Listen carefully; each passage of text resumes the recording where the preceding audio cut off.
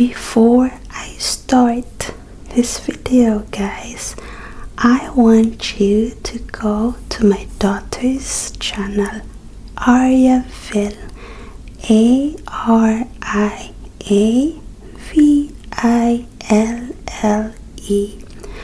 She's of course making great videos.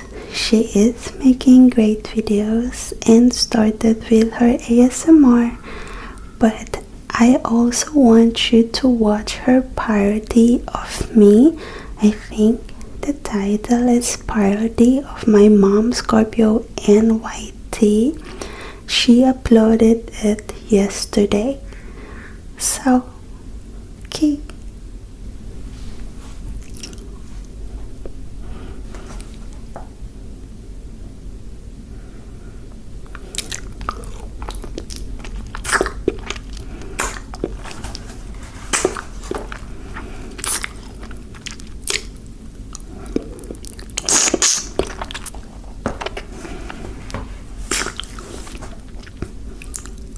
Hi guys, I'm going to read The Sleeping Beauty for you, and hopefully it will relax you and entertain you.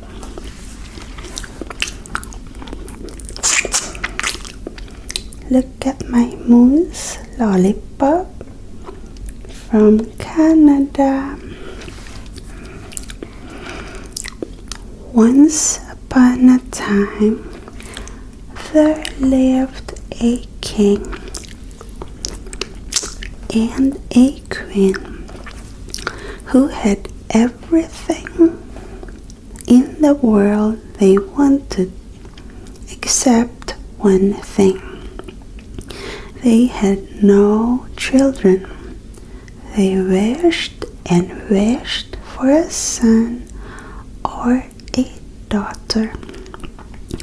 At last, a beautiful baby daughter was born, and they were as happy as could be. The king showed his delight by giving a christening feast, the like of which had never been seen before.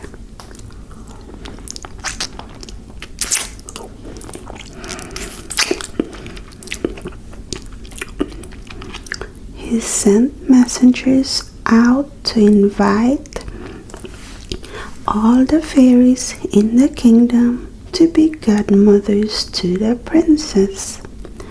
7 good fairies were found, and they all came to the honor of the royal baby. After the christening, the guests returned to the castle for the banquet. Before each fairy was placed a plate, knife, and spoon of pure gold set with diamonds and rubies. But just as they were sitting down, as an unexpected guest appeared, an ugly old fairy who had not been invited because no one had heard of her for more than 50 years.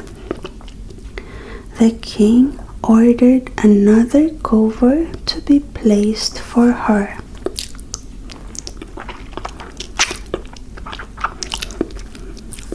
But he had no more gold dishes, so hers had to be ordinary ones.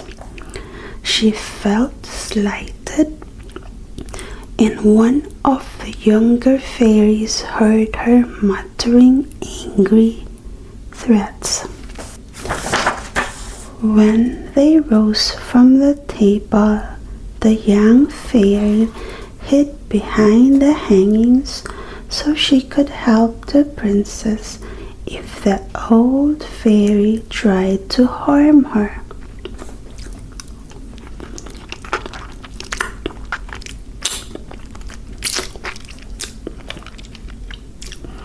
Now the fairies came forward to present their gifts to the princess.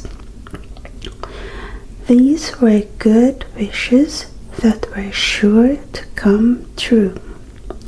The first fairy said, "My gift to the princess is that she shall become the most beautiful woman in the world."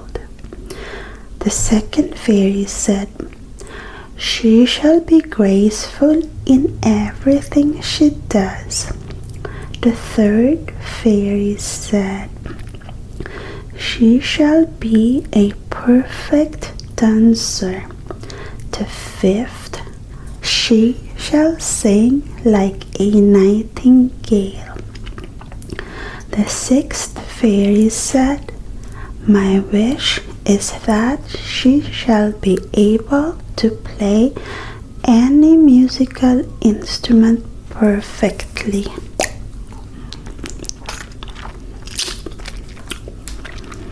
Then came the turn of the old fairy.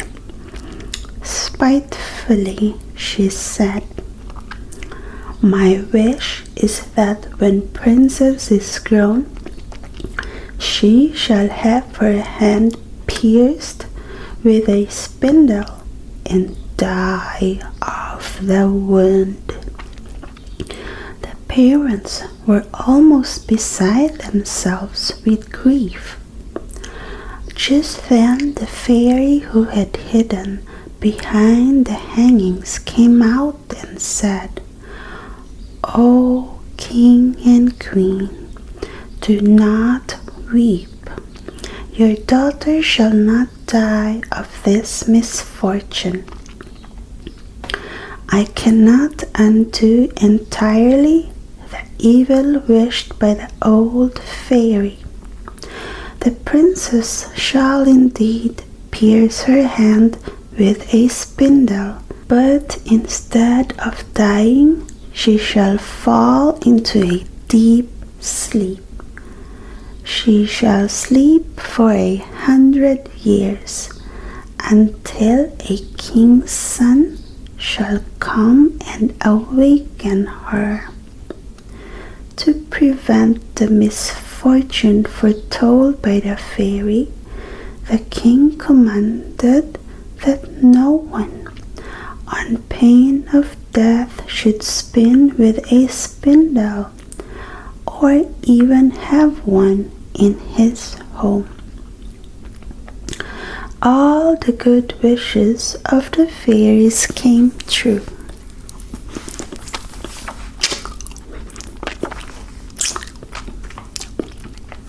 The princess grew up so beautiful and graceful, so good and kind that everyone loved her. One day, when she was just 15 years old, her parents were away, and she was left in the castle alone. Wandering about, she came to the top of a tall tower, where she found a very old woman, so deaf that she had never heard the king's command, busy at her spinning wheel. "What are you doing, Granny?" asked the princess. "I'm spinning, my pretty child," said the woman.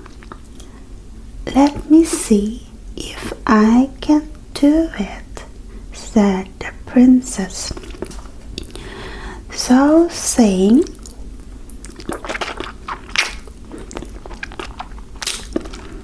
she picked up the spindle, and then she pierced her finger with a point, and at once fell into a deep sleep. At the same time, everyone and everything in the palace fell asleep. The king and queen had just come home, and they at once fell asleep, and with them the courtiers, the pages, the footmen, and all the servants.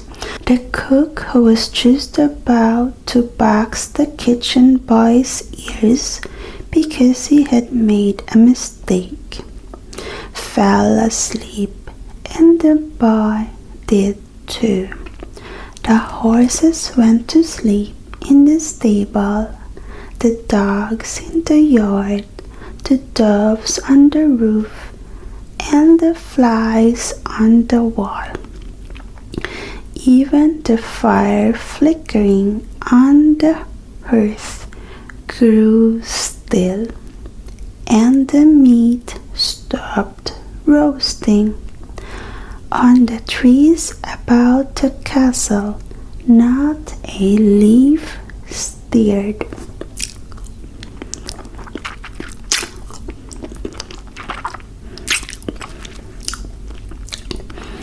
All around the castle there now grew up a hedge of briars, thorny and so thick that no one could get through it.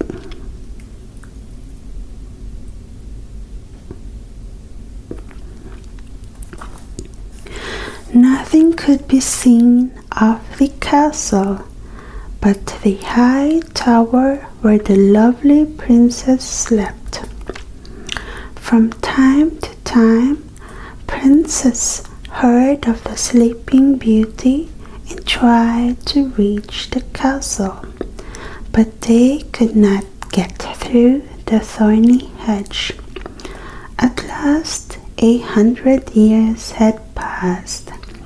A king's son came riding through the land, and when he heard the story of the sleeping beauty, he made up his mind that he would awaken her.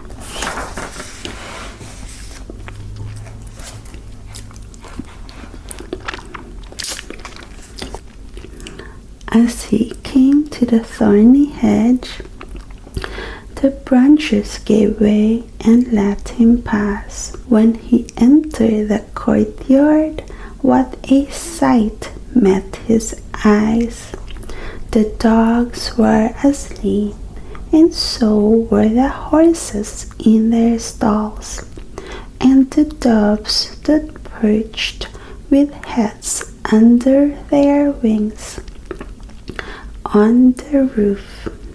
In the kitchen, the cook was asleep, with his hand raised as if to strike the sleeping kitchen boy beside him. All the guards about the castle slept quietly, and in the throne room, the king and queen and all the ladies and gentlemen of the court as well were sound asleep.